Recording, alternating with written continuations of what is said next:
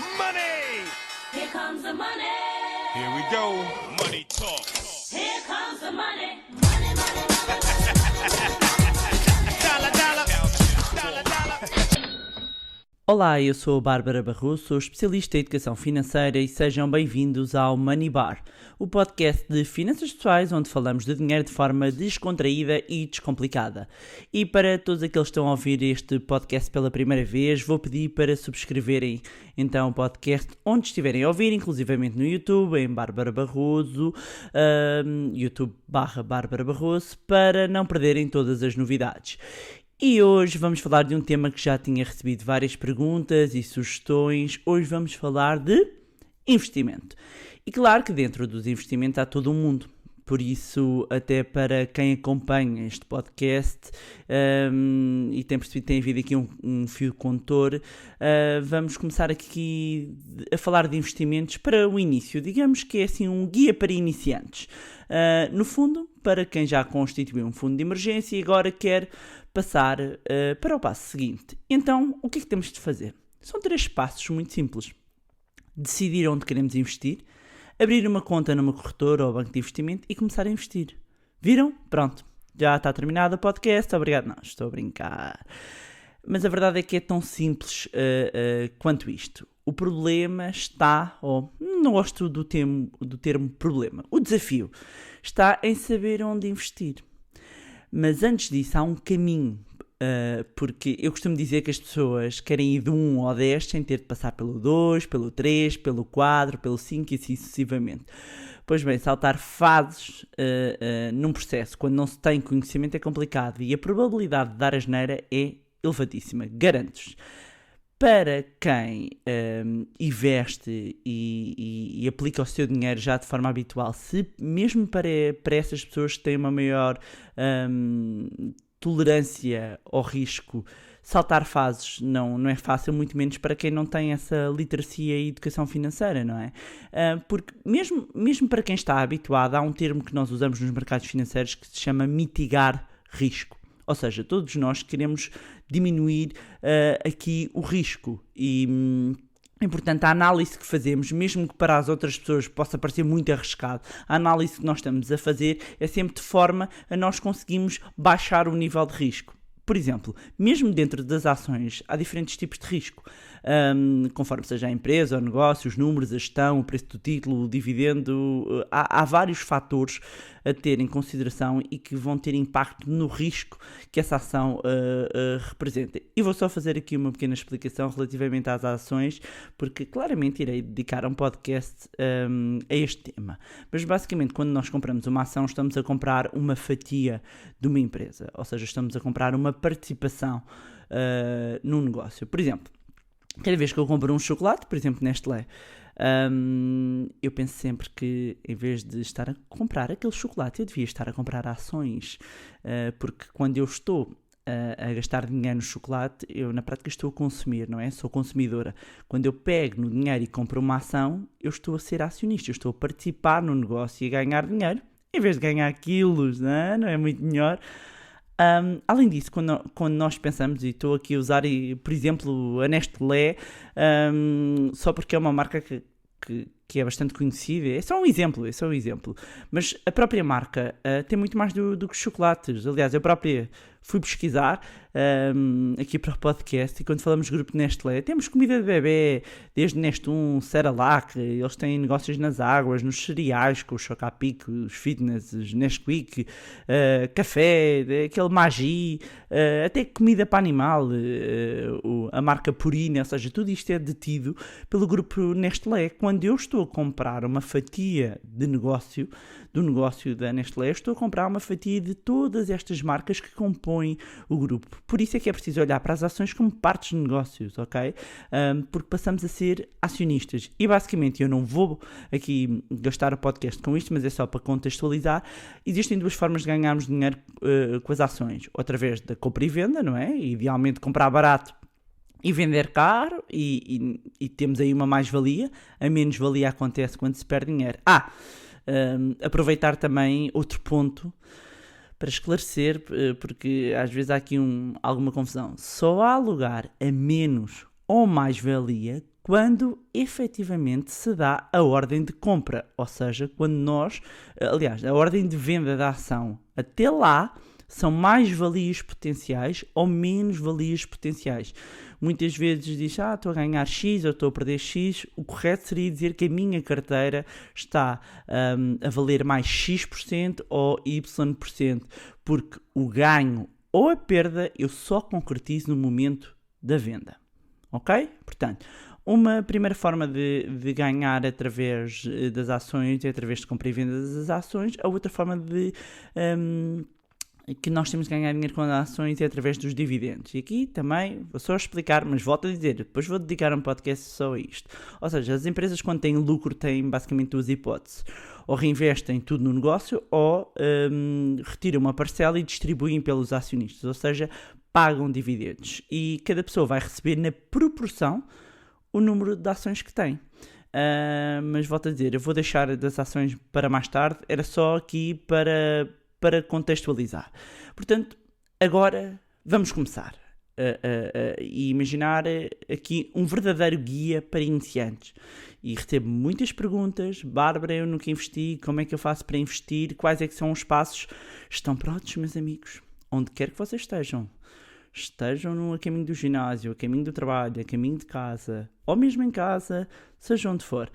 Preparem-se e se quiserem, ouçam desta vez ou tirem já notas ou ouçam depois mais tarde e retirem notas. Então, primeiro ponto muito importante, definir objetivos. Quanto tempo é que eu vou querer deixar este dinheiro investido? Qual é que é o objetivo que eu tenho com este investimento? Quanto é que tenho para investir? E agora, é muito importante que pegue numa folha de papel e numa caneta, isso mesmo, ou pode fazer no computador, como é óbvio, mas é importante escrever todas as coisas que pretende realizar e que implicam aqui uma poupança, vai implicar aplicar dinheiro, ou seja, vai ter aqui um impacto financeiro. Isto imaginando que já tem fundo de emergência, mas se não tem, pode estar ali a constituição do fundo de emergência, ok? E para quem não sabe o que é que eu estou a falar quando falo do fundo de emergência, sugiro que ou faça uma pausa ou então no final vá ouvir o episódio que eu dediquei exclusivamente ao fundo de emergência. Mas o intuito de eu fazer este episódio é aqui um guia para iniciantes que já constituíram o seu fundo de emergência. Ok, já tenho o meu fundo de emergência assegurado, agora eu quero começar a aplicar de acordo com outros objetivos. Por isso é que o primeiro ponto é importante definir os objetivos. Porquê? Porque um enfoque pode ser comprar uma casa, o filho poupar para ter um filho, até poupar para ir para a universidade, e se acham que isto em Portugal é descabido, para vos dizer que ainda recentemente estive na televisão, na TVI, a falar sobre as dificuldades que muitas famílias têm em termos financeiros para terem os filhos a estudarem fora da sua área de residência, ou seja, noutra cidade, dentro de Portugal, nem precisa de ser noutro país, e custa-me sempre muito ver pessoas, e eu conheci jovens, e estive à conversa com algumas jovens, que algumas tiveram que desistir de irem estudar por não terem condições financeiras, porque de onde moram não têm os cursos que querem tirar, e portanto aquilo que parecia ser uma coisa só lá de fora pode ser algo que faça sentido para quem tem filhos, que é constituir aqui uma poupança a pensar para a universidade ou para a sua vida após o ensino secundário. Depois pode ser um objetivo viajar pelo mundo, reformar-se, comprar uma quinta, morar na praia, o que for, aliás. Primeiro pense em horizontes mais curtos, depois pode ir aumentando. É importante que escreva, que arranque dos pensamentos, que coloque no papel, porque na cabeça nós estamos a partilhar espaço com muitas coisas que vão ficar ali mesmo, só na cabeça. E quando escrevemos é como se fosse um passo, digamos assim, num processo de materialização, permite-nos visualizar. E visualização é muito importante. Aliás, mais para a frente eu vou querer dedicar um episódio só a esta parte da visualização, que funciona muito como um GPS como um mapa, digamos aqui, para a concretização de objetivos inclusivamente financeiros. E não se preocupe com o tamanho da lista, porque está exatamente aqui o ponto de partida para ajudar a definir quais é que são os objetivos, ok? Portanto, escreveu os seus objetivos todos que pretende. Depois, nós vamos retirar, ou não é retirar, vamos escolher um objetivo para cada um dos prazos. Eu vou-vos dar 5 horizontes temporais. Curtíssimo prazo, muito curto prazo, que é quando? Hoje. Sim, meus amigos, hoje. Vocês pensavam o quê? Que estavam aqui sentadinhos ou mesmo a caminhar e que não se fazia nada? Não, e eu estou neste momento quase a sussurrar-vos ao ouvido, ok? Até me aproximei. Isto vai distorcer aqui do micro. Hoje, o que é que eu posso fazer já hoje? Ok? Eu já vos explico aqui. O curto prazo são objetivos até 2 anos, médio prazo de 2 a 5 anos, longo prazo de 5 a 10 anos, muito longo prazo, longuíssimo, mais de 10 anos, ok? Portanto, nós definirmos aqui objetivos para cada um destes prazos. Agora, o que é que acontece? Há prazos médios, longos, longuíssimos e até curtos que nós podemos transformar em mini-metas, ok? Porque muitas vezes é difícil estarmos a pensar em horizontes, isto tem a ver com o comportamento humano, isto também está estudado, é-nos difícil, muito difícil pensarmos em prazos muito longos, ok? Porque o próprio ser humano está concebido para ter uma satisfação, ou seja, há uma satisfação a curto prazo e nós vamos sempre à procura de coisas com pouco risco, que me dê uma satisfação rápida e depois nem vou entrar aqui pela parte mais financeira da questão do custo de oportunidade, que a partir de uma determinada horizonte temporal é-nos difícil avaliar. E é o que leva muitas vezes as pessoas a procrastinar e dizer eu sei lá se eu estou vivo amanhã, quanto mais daqui a 10 anos. Ok? E depois o que acontece? Chega aqui a 10 anos e eu costumo dizer, muitas vezes quando eu vejo as pessoas a não preocuparem-se com a reforma, porque acham que falta muito tempo e depois vão ser os pobres do futuro. E também já dediquei aqui um podcast a falar da questão da reforma. Ok, mas retomando aqui, 5 objetivos. Curto prazo, hoje. Curtíssimo prazo hoje, curto prazo até 2 anos, médio prazo 2 a 5, longo 5 a 10 anos, muito longo prazo 10 anos. E nós podemos definir metas até hoje, ou seja para um objetivo de longo prazo, curto prazo, longuíssimo prazo, o que é que eu posso fazer já hoje mesmo, não é amanhã, é hoje, para começar a atingir esse objetivo. Bárbara, mas ainda não dá para fazer nada. Vou usar aqui um exemplo extremo, não é? A dizer, bem, eu gostava de, sei lá, começar a pensar numa casa maior, começar a poupar um dia para uma casa maior, mas eu ainda nem constituí aqui família. Ok, mas financeiramente, se já tem esse objetivo, o que é que eu posso fazer hoje? Eu posso abrir uma conta onde vou começar a separar esse dinheiro. Se eu tenho um objetivo para começar a investir, eu posso abrir uma conta só para investimento. O milheiro, eu vou ler um livro. O que é que eu posso fazer hoje? Ok? Não é amanhã, é hoje. Hands-on, meus amigos, vamos pôr as mãos na massa, porque a grande diferença, eu falei disto, foi logo no primeiro podcast, entre muitas vezes pessoas que até têm menos skills do que nós, menos habilidades, têm mais condicionantes e mais motivos até para se queixarem, a grande diferença entre eles atingirem certos objetivos, conseguirem certos feitos e nós não, é que eles vão lá e fazem, ok? Portanto, não fiquem no campo teórico, não fiquem, façam, ok? E, idealmente, os objetivos devem ser SMART. E o que é isto? É SMART? SMART é um acrónimo em inglês em que cada uma das letras quer dizer específico, mensurável, atingível, relevante, há outra versão que diz que é realista, e baseado no tempo, aqui timed, ok? Então eu vou dar aqui um exemplo. Vamos imaginar que eu preciso começar a poupar alguma coisa, ok? E que eu defino que vou poupar 100 euros todos os meses. Ok? Eu vou poupar 100 euros todos os meses e que todas as semanas eu vou colocar 25 euros de parte. Portanto, eu tenho um objetivo específico, 100 euros. Eu vou medir isso, porque vou partir por semanas, vou conseguir medir se todas as semanas eu consigo e se eu estou de facto a poupar os 25 euros. Avaliando aqui o meu orçamento, basta cortar umas despesas desnecessárias sem esforço eu consigo, portanto, é atingível. Porquê é que é relevante? Porque estou a adquirir um novo hábito de poupança, que era algo que eu não fazia, eu estou a definir, e o meu objetivo é fazê-lo durante um ano. Porquê? Porque o meu objetivo maior até é eu ter 1.200 euros para fazer uma viagem. Ok? Portanto, eu tenho um objetivo SMART. É específico, é mensurável, é atingível, é relevante e está contabilizado no tempo.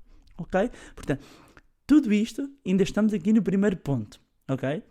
E eu já sei que muitas vezes há pessoas que vão dizer: ai, Bárbara, mas eu quero saber qual é que é o instrumento financeiro, onde é que eu invisto? Calma, isto é um processo. Lá estão vocês a pensar a saltar do 1 para o 10. Ok?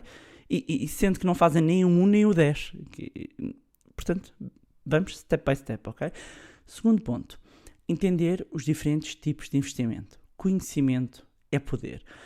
Para isso é importante que entenda os diferentes tipos de investimento de acordo com o risco que vai correr. Ou seja, e estamos aqui a falar também o risco, o próprio perfil do investidor. E também há um podcast já dedicado simplesmente ao perfil do investidor, que recomendo que ouçam.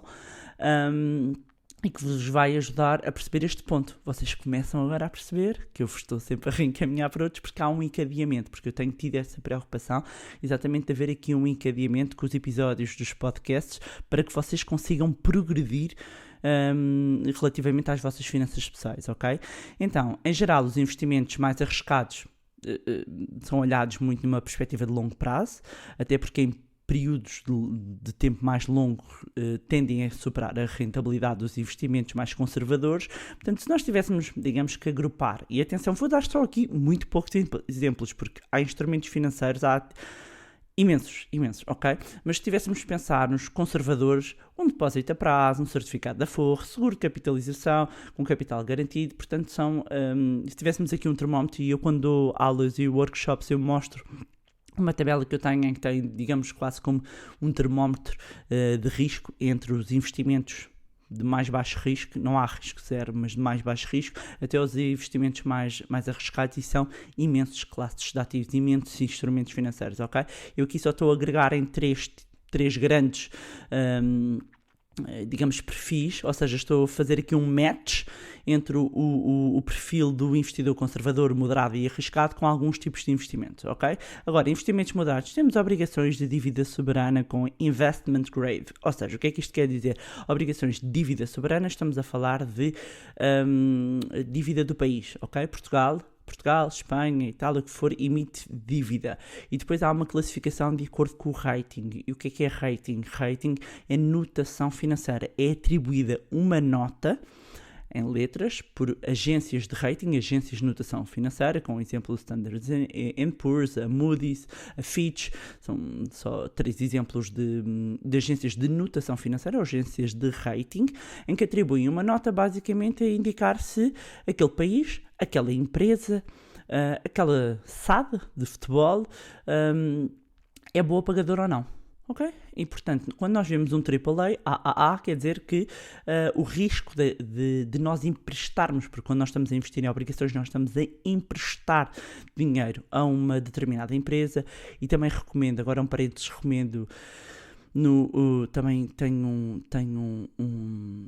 por acaso até está no YouTube do Money Lab, ok? No YouTube do Money Lab também, que é a empresa da qual eu sou fundadora, tem até uma avaliação que houve umas operações de obrigações, umas emissões de obrigações, em que, apesar de já terem decorrido esta análise, ajuda-vos a perceber aqui um bocadinho, quando falamos de obrigações, o que é que temos a olhar. Mas pronto, quando nós estamos a investir em obrigações, nós estamos a emprestar dinheiro a uma empresa ou a um Estado. E depois eles devolvem-nos os juros e depois o capital investido. E se é bom pagador, o que é que acontece? A probabilidade de devolver o dinheiro é muito menor, portanto, o risco e o retorno que eles pagam, o cupão que eles vão pagar, que é como se diz, o cupão que eles vão pagar, a taxa de juros que eles nos vão pagar por lhes emprestarmos dinheiro, é menor do que se for algo muito arriscado, ok? Por exemplo, a título de exemplo, a Alemanha, quando faz uma emissão, de dívida, quando pede dinheiro emprestado e os investidores vão emprestar esse dinheiro, a taxa de juros que ela tem que oferecer aos investidores é muito menor do que comparativamente, por exemplo, a uma SAD de futebol. Uma SAD de futebol quer recorrer a investimento, faz uma emissão de obrigações e, em função das contas, do risco do próprio setor onde está inserido, em função do seu rating, da sua notação financeira, tem de pagar mais para atrair investimento, ok? Fechamos aqui, porque senão isto vai dar pano para mangas. Mas se quiserem saber mais sobre obrigações, hashtag obrigações. Se quiserem saber mais sobre rating, hashtag rating, ok? Só para me ajudarem aqui também a perceber se é um tema que vos interessa ou não. Mas pronto, voltando, investimentos moderados, obrigações de dívida de países com uma boa notação de risco, ok? Investimentos arriscados, podemos ter ações, podemos ter produtos derivados, e eu também irei explicar mais à frente noutros podcasts o que é que são derivados, mas é too risky, amigos, é muito arriscado, vamos, lá está, step by step, ok? E obrigações, neste caso, com a classificação de uninvestment grade, o que é isto? Com lixo, obrigações de lixo, ok? Lembram-se quando só via nas notícias de Portugal, estava no lixo, tinha a ver aqui com a notação financeira que era atribuída à dívida do país, ok? E depois, os fundos de investimento eu não mencionei aqui em nenhuma destas grandes três categorias. Porquê? Porque os fundos de investimento depende do que é que tem lá dentro. Como os fundos de investimento é como se é uma carteira de investimento, pode ter desde da avaliação de risco mais conservadora à mais arriscada, ok? Portanto, recapitulando, primeiro, o que é que nós temos de saber para começar a investir? Definir os nossos objetivos. Segundo ponto, muito importante, é entendermos os diferentes tipos de investimento e o seu risco, ok? Sabendo isso, avançamos para o terceiro ponto, que qual é? Escolher um banco de investimento, uma sociedade gestora ou uma corretora. E muitas vezes as pessoas investem com base na recomendação de um amigo, do gestor do banco, mas não nos podemos esquecer de uma coisa. No caso do amigo, os objetivos de tolerância ao risco não são iguais aos nossos, ok? Quando falamos de determinadas instituições, temos que perceber que há objetivos comerciais para cumprirem. É que é mesmo assim, ok? E se alguns investimentos temos mesmo de recorrer a alguns intermediários financeiros, há outros investimentos que podemos fazê-los sozinhos. E, portanto, se eu sei que quero investir num determinado ativo, num determinado produto, está disponível no mercado e que eu posso investir diretamente, atualmente há muitas alternativas em termos de corretoras que permitem acesso a plataformas de negociação, com apps, com acesso direto aos mercados. Muitas não cobram nada sequer para a abertura de conta. E ao contrário do que muitas pessoas pensam, é muito mais barato investir através de uma corretora do que através de um banco. Aliás, isso remete-me para o ponto seguinte, que é o quê? Tenha atenção às comissões. As comissões, a par da fiscalidade, ou seja, dos impostos, são um grande consumidor aqui de retornos, de ganhos. Quanto mais elevados, menos o nosso dinheiro rende, ok? Por isso, é muito importante nós verificarmos quais é que são as comissões cobradas, e no caso das corretoras, eu tenho um artigo que publiquei no meu blog www.barbarabarroso.pt, onde tem um comparativo sobre as comissões cobradas nas diferentes corretoras que estão disponíveis e que estão a operar no mercado português, e que também podem ver inclusivamente qual é que é a corretora que eu utilizo para comprar diretamente ações, exatamente porque eu escolho esta, exatamente porque as comissões são competitivas, ou seja, é barato. E eu, nestas coisas, gosto daquelas duas regras clássicas do Warren Buffett, que é só o maior investidor de todos os tempos, sobre investimento. E quais é que são elas? Regra número 1, nunca perca dinheiro. Regra número 2, não esqueça a regra número 1. Tão simples quanto isto. Depois, noutros produtos, como fundos de investimento, planos de poupança-reforma, tenha atenção também às comissões de subscrição, de resgate, de gestão, de custódia. Se for investir num produto através do intermediário financeiro, procure saber tudo. É que há muitos casos de produto que até apresentam rentabilidades brutas interessantes, mas depois, com as comissões que levam em cima, vai-se a ver e acaba-se por perder dinheiro. Há imensos casos de PPRs com capital garantido nesta situação. Portanto, muita atenção aqui às comissões. Depois, outro ponto que é uma regra, é um clássico, ok? Quando falamos de investimentos, que é diversificar os seus investimentos. Tanto que no mundo financeiro utilizamos uma expressão que é não colocar os ovos todos no mesmo cesto. E porquê? Porque se o cesto cai, meus amigos, lá se vão os ovos. Portanto, sempre escolher investimentos diversificados e diferentes entre si. Porquê? Porque assim, se houver uma má performance de uns, os outros compensam. Ok? E vou-vos dar 2 exemplos, normalmente 2 ativos que tendem a ter comportamentos, ou seja, que são inversos, fazem aqui movimentos inversos. Quando nós temos períodos de taxas de juros baixas, como este, em que estamos a viver, os investidores tendem a procurar investimentos mais arriscados e tendem a ir para os mercados financeiros. Porquê? Porque de repente nos produtos até de baixo risco eu não consigo ter retorno nenhum. Ok? Por oposição, quando nós temos momentos e vamos assistir, portanto, a movimentos crescentes, a muito investimento em bolsa, portanto, neste momento existe esta questão de até quando é que a bolsa, nomeadamente a bolsa norte-americana, irá continuar a subir, que já está aqui com múltiplos, ou seja, com indicadores de que está muito cara. Já se espera que haja um alívio e uma queda há algum tempo, mas a bolsa continua aqui a subir. Porquê? Porque de facto os investidores estão-se a sentir aqui empurrados para os mercados financeiros, para o mercado acionista, porque não veem muitas alternativas, têm ido sobretudo para 2 sítios neste momento, para o mercado acionista e para o mercado imobiliário, ok?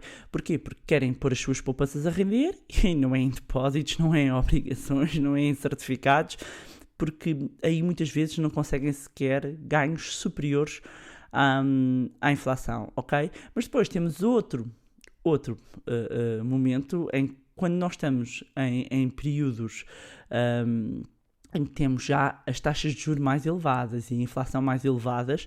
Normalmente o que acontece nesses momentos é que vemos o ouro a funcionar como um ativo de refúgio, ok? Portanto, normalmente depois começa a haver aqui uma migração dos investidores para este tipo de ativos. Mas há muitos exemplos de diversificação, quer por ativos, por instrumentos, quer por países, quer por setores. Claro que também há aqui uma corrente que defende que quando a diversificação é demasiada, chega a um ponto em que os ganhos deixam de ser interessantes, porque está tudo tão diluído que às tantas depois perde-se aqui alguns tipos de movimento. Eu particularmente, e isto não é aconselhamento, é o que eu faço, eu gosto de escolher uns quantos ativos e dentro destes procuro diversificar depois de acordo com o setor, de acordo com alguns mercados, e o importante é que cada pessoa encontre o que se sente mais confortável e o que faz sentido para si em termos de riscos e objetivos, ok? Mas acima de tudo é importante que não se esqueça do ponto seguinte que eu vou mencionar agora, que é: não invista no que não conhece. Se não entende, não coloque o dinheiro. Se não percebe, não invista. Se não compreendeu nada, não assine nada. Muita atenção às fraudes que andam para aí, que são verdadeiros esquemas de pirâmides, mascarados de investimentos, criptomoedas, forex, derivados. E atenção, eu não estou a dizer read my lips. Eu não estou a dizer que estes instrumentos são fraudes. Vou repetir, não são estes instrumentos que são fraude, ok? O que está a acontecer é que há quem esteja a utilizar estes nomes destes instrumentos para coisas que na prática são esquemas de pirâmide. Infelizmente, meus amigos, burlões houve e haverá sempre, desde Dona Branca a Madoffs desta vida. Portanto, resumindo, para não nos alongarmos, não sabe o que é, não ponha o dinheiro, ok? Outro ponto muito importante é seja fiel aos seus objetivos. Após começar a investir, é normal que muitas pessoas fiquem animadas, que se esqueçam do que as levou a investir em primeiro lugar, mas mesmo que sejam investimentos mais ou menos arriscados, não caia aqui a tentação de perder aqui o sleepy point, né? O ponto em que de repente aqui, deixar-nos mover aqui pela ganância e sermos fiéis, ou seja, o que é que nos levou a colocar o nosso dinheiro ali e mantermos ali fiéis a isso e não deixar que ciclos melhores ou piores estraguem a estratégia, ok? A maior parte das vezes Porque há dois tipos de, digamos, de investidor. Não há dois, há mais. Mas há uma coisa que é investir e outra coisa que é especular. Especular é estar aqui muito mais a olhar para o curto prazo, ok? E há quem faça day trade, a longo prazo day trade durante muito tempo. Conheço pouca gente que o faz, mas conheço em Portugal, conheço muito poucos que o fazem de forma consistente, não é só estar ali a mexer de vez em quando, mas a verdade é que o investidor comum, o forrador comum, olha mais, ou seja, tem objetivos muitas vezes aqui mais de longo prazo, precisa do tempo aqui a seu favor, até para quê? Para, já utilizei a palavra mitigar risco, para diluir aqui o risco, portanto, não se deixem animar. Aliás, eu acho que já disse isto num episódio, que há um bocadinho uma máxima nos mercados, que é quando os investimentos ou certas informações já são comentadas pelo porteiro ou no táxi, e não é nada contra a profissão, mas é para dizer, quando já toda a gente fala nisto, está na altura de sair, ok? E aqui a questão do ser fiel aos objetivos, até estou-me a recordar de uma conversa que estive há pouco tempo com umas pessoas, estávamos a falar sobre os critérios para entrar em ações e, portanto, eram aqui investidores que estão a tentar seguir aqui uma filosofia em valor muito semelhante à do Buffett, e depois a questão colocava, então, ok, Bárbara, então, mas já percebi que tenho que olhar para estes indicadores, já consigo identificar as empresas, e a questão é, quando é que eu devo sair? E a resposta é simples, quando os pressupostos que levaram a investir deixarem de se verificar. Ok? Se eu de repente, vou dar só um exemplo, só do indicador, se eu de repente investir naquela empresa porque confio muito na gestão e de repente vem uma gestão nova e que está a mudar completamente e que eu não me sinto confortável, pode fazer sentido eu rever o meu investimento e ver se ainda faz sentido eu estar ali ou não, ok? E o ideal será também controlar as emoções, porque muitas vezes, às vezes fazem-se umas asneiras por ir aqui com o efeito manada. O Warren Buffett tem uma frase que eu gosto muito que diz: "Be fearful when others are greedy and be greedy when others are fearful." Basicamente quer dizer, tenha medo quando os outros são gananciosos e seja ganancioso quando os outros estão com medo. E o que é que ele quer dizer com isto? Quer dizer, basicamente, que é nos momentos de crises que há grandes oportunidades, ok? E para nós fugirmos do efeito manada, porque, por exemplo, quando está tudo a vender, quando as ações estão a despencar, eu sei que é difícil comprar e ir contra a corrente, mas é exatamente nos momentos de crise que se fazem grandes negócios. E outro ponto que é importante é aproveitar o efeito dos juros compostos, ou seja, reinvestir os ganhos e aproveitar este efeito da capitalização. E não vou-me alongar aqui, porque eu já dediquei um podcast exclusivo só sobre os juros compostos, mas é este princípio de reinvista os ganhos que tem. E por fim, muito, muito importante, e o melhor investimento que podem fazer é investir na vossa literacia e educação financeira. Como eu já disse, informação é poder, e ter informação sobre como podemos fazer o nosso dinheiro crescer é mais um passo para a nossa liberdade financeira. Estar a ouvir este podcast já é um começo e agradeço também por isso. Portanto, posto isto, o que é que vai fazer agora? Lembre-se aqui que já saiu daqui com uma missão, que é o que é que vai fazer hoje? Vai ficar parado? Ou, por exemplo, vai dar uma vista de olhos no artigo das corretoras? E olha que acho que eu tenho lá um link em que pode ter direito ali a uns euros para começar a investir. Ok? Tenho que verificar se ficou lá ou não. E pronto, era isto que eu vos tinha para trazer neste episódio. Espero que vos tenha sido útil.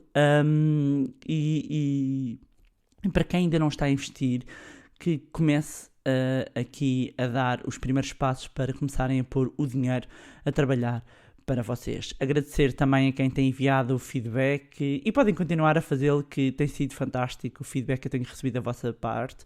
Não se esqueçam de subscrever então o podcast na plataforma onde estiverem a ouvir. Deixem o vosso comentário, seja onde estão a ouvir, seja nas minhas redes, nomeadamente no meu Instagram. Se gostaram do conteúdo e acham que vai ser útil para outras pessoas, sejam familiares ou amigos, partilhem. Quanto a nós, encontramos então no próximo Money Bar. Money! Here comes the money. Here we go. Money talk. Here comes the money.